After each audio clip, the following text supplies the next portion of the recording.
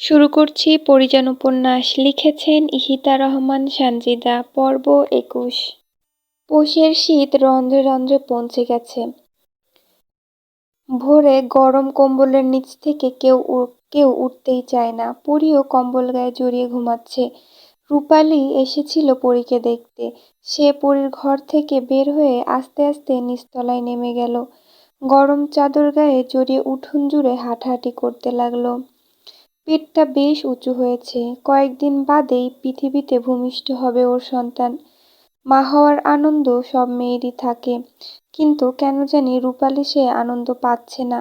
সেদিনের পর তো কবির আর তার কোনো খবর নেয়নি, নেওয়ার সাহসও নাই। এই বাড়িতে পা রাখলে কবির প্রাণ নিয়ে ফিরতে পারবে কিনা সন্দেহ।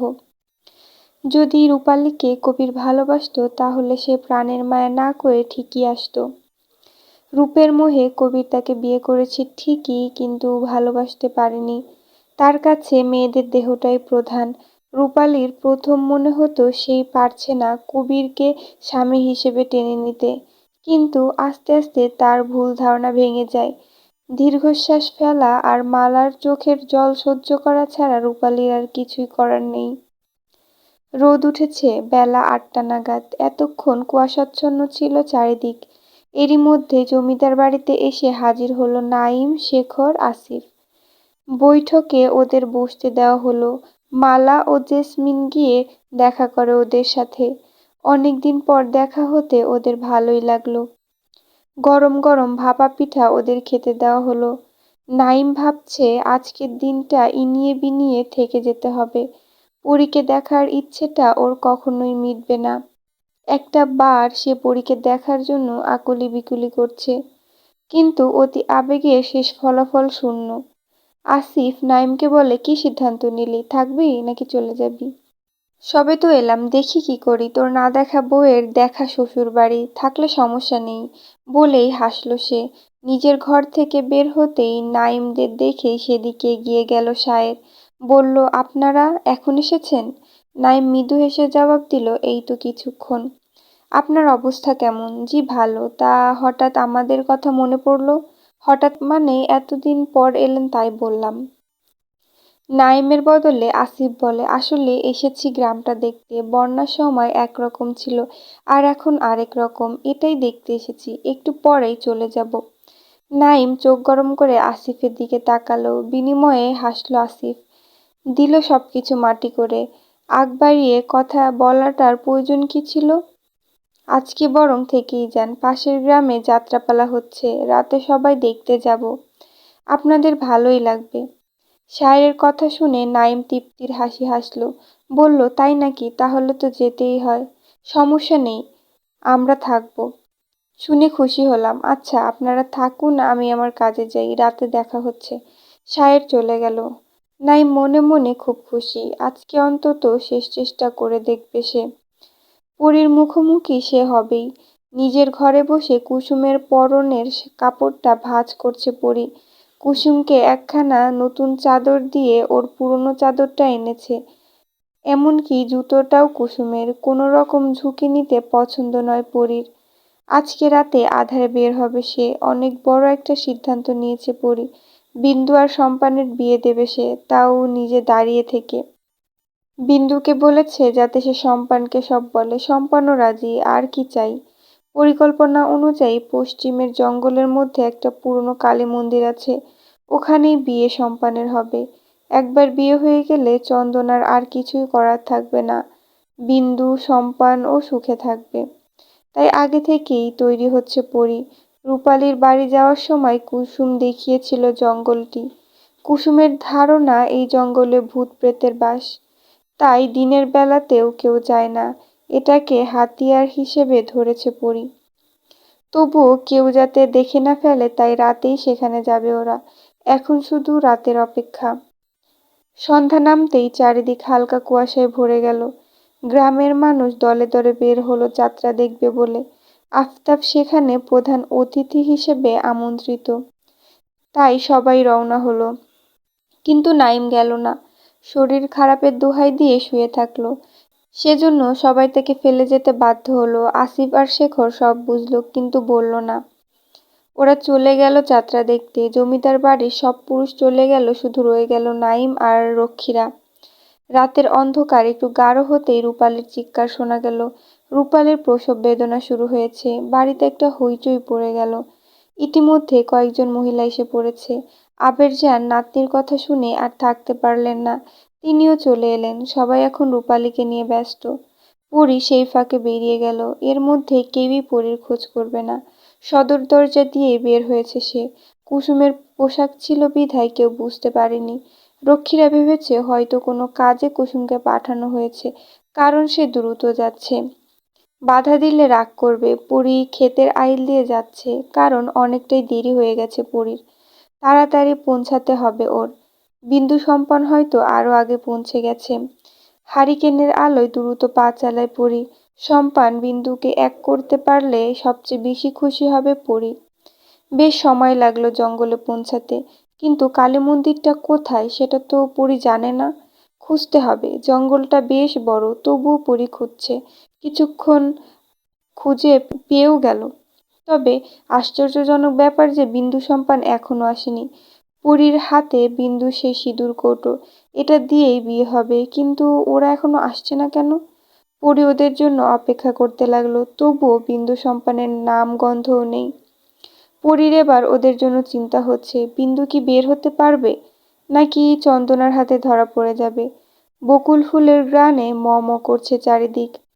পরী থাকতে পারল না আর। পাশেই একটা বড় বকুল ফুল গাছ, তলায় চাদরের মতো বিছিয়ে আছে সাদা ফুলগুলো। হারিকেনটা মাটিতে রেখে ফুল কুড়ায় পরী।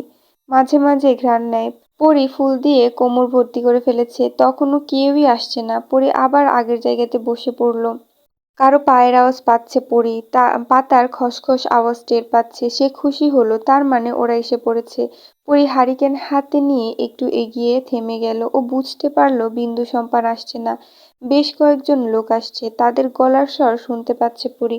এখানে থাকাটা ঠিক হবে না ভেবে উল্টো দিকে দৌড় দিল পরী।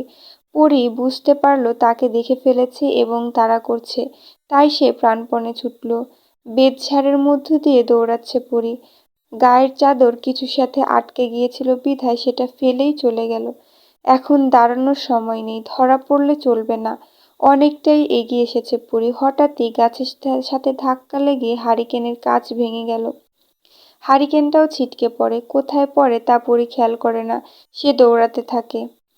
অনেক আলো আসতেই পরী পেছনের দিকে তাকায়। আগুনের ফুলকি উঠছে, দাউ দাউ করে আগুন জ্বলছে। পরী বুঝতে পারল যে হারিকেনটা ছিটকে খড়ের গাদায় পড়েছে। আগুন দেখেও অপেক্ষা করে না পরী, আবার দৌড় দিল। রাস্তায় এসে হুঁশ ফিরল পরীর। ঘাড় ঘুরিয়ে জঙ্গলটা দেখে নিল সে। আগুনে লাল আলো এখনো দেখা যাচ্ছে। স্তব্ধ হয়ে কিছুক্ষণ দাঁড়িয়ে রইল পরী। হঠাৎ করে কি হয়ে গেল তা বোধগম্য হচ্ছে না ওর। বিন্দু সম্পান কোথায়? আশেপাশে ভালো করে তাকায় সে। অন্ধকারে কিছুই দেখা যায় না।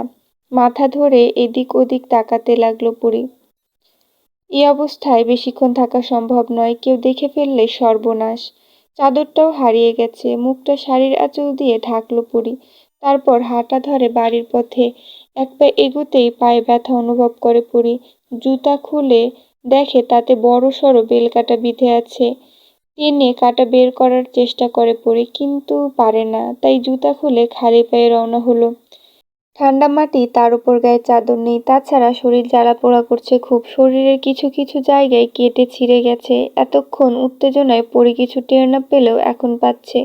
অন্ধকারে খুঁড়িয়ে খুঁড়িয়ে হাঁটতে লাগলো পরী। কোনো রকমে পথ চিনে বিন্দুর বাড়িতে গেল। অনেক মানুষের জটলা বিন্দুর বাড়িতে। চন্দনা মাটিতে হাত পা ছড়িয়ে কাঁদছে আর সম্পানকে গালমন্দ করছে। সম্পান নাকি বিন্দুকে নিয়ে পালিয়ে গেছে, এটা বলছে আর সম্পানকে অভিশাপ দিচ্ছে। পরী এবার বেশ অবাক হলো। ওরা যদি পালিয়ে যায় তাহলে পরীকে বলল না কেন? এক মুহূর্ত দেরি না করে পরী ছুটল নিজের বাড়ির দিকে। তবে এবার সদর দরজা দিয়ে ঢুকতে পারল না সে। তাই বাড়ির পেছন দিক দিয়ে গাছে উঠে ছাদে গেল সে। তারপর নিজের ঘরে গেল। মালাকে ওর ঘরে দেখে আঁতকে ওঠে পরী। মালা যে এই সময় ওর ঘরে আসবে তা ভাবেনি পরী। আজ মালা ভয়ানক রেগে আছে। ফর্সা মুখখানি লাল বর্ণ ধারণ করেছে। মাকে এভাবে দেখে ভয় হলো পরীর। মালা জিজ্ঞেস করলো, কোথায় গিয়েছিলি? পরী চটজলদি জবাব দিতে পারল না। মালা অপেক্ষাও করল না, ঠাস করে চড় মেরে দিল পরীর গালে। এমনিতেই পরীর শরীর দুর্বল, তাই সে তাল সামলাতে না পেরে পড়ে গেল। মালা পরীকে টেনে তুলে আবার থাপ্পড় দিল। পরপর কয়েকটা থাপ্পড় দিতেই রক্ত লাল হয়ে গেছে পরীর গাল দুটো। শক্ত হাতের মারে রক্ত জমাট বেঁধে গেছে যেন। পরী চুপচাপ রইল। মালা চিৎকার করে উঠে বলল, এই দিন কি দেখতে চাইছি আমি? তোরে সব বিপদ থেকে আগলাইয়া রাখতে ঘর থেকে বাইর হইতে দেই না। কেন জানোস? কারণ সুন্দরের কদর সবাই করে না। লালসার চাহনি অনেক ভয়ঙ্কর। সুন্দর সবাই ধরতে চায়, চোখ দিয়া তারা শরীরে হাত দেয়। তোরে সেই সব থাইকা বাঁচাইতে ঘরে আটকাইয়া রাখি, আর তুই রাইত বিরাইতে বাইর হইস।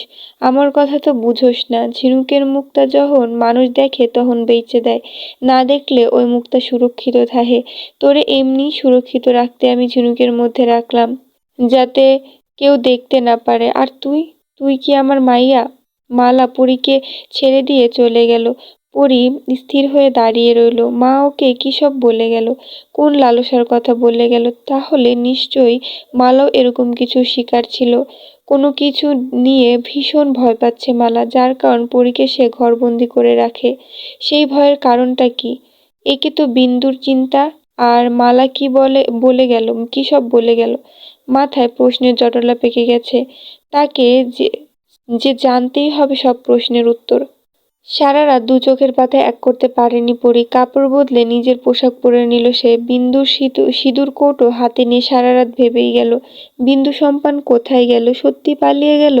এসব ভাবনা পরীকে ঘুমাতে দিল না। সকাল হতেই নিজ ঘর ছেড়ে বের হয় পরী। হাতে তার তখনও সিঁদুর কৌটো আছে, সেটা পরী খেয়াল করল না। বাইরে এসে দেখে অন্দরের উঠোন ভর্তি মহিলা। সবাই রূপালীর ঘরে উকি দিচ্ছে। পরী দ্রুত রূপালীর ঘরে যায়। নবজাতককে দুগ্ধ পান করাচ্ছে রূপালী। পরী গিয়ে আস্তে করে রূপালীর পাশে বসে। অসম্ভব সুন্দর বাচ্চাটার দিকে তাকিয়ে অস্ফুট স্বরে বলে উঠল, মাশাআল্লাহ। আবেরজান পাশেই বসেছিলেন।